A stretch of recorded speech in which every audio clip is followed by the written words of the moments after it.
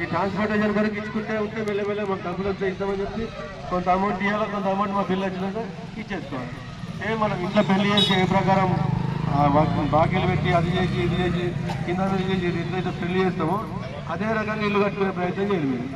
మీరు ఎక్కడ తిరగాల్సిన అవసరం లేదు, ఎవరి దగ్గర పోవాల్సిన అవసరం లేదు.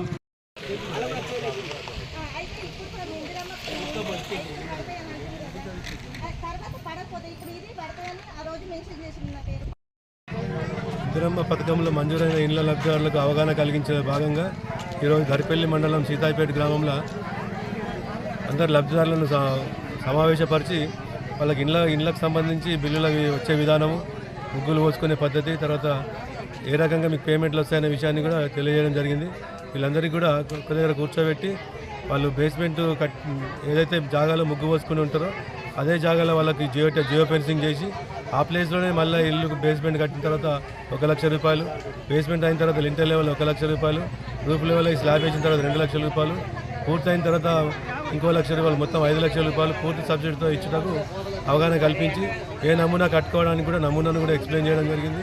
ముందు గ్రామంలో 400 స్క్వేర్ ఫీట్లకు తగ్గకుండా 600 స్క్వేర్ ఫీట్లు పెరగకుండా ముందు గవర్నమెంట్ ద్వారా ఇచ్చినటువంటి పథకంలో ఇళ్ల నిర్మాణం చేసుకొని లబ్ధి పొందాలని అందరికీ కూడా చెప్పడం జరిగింది.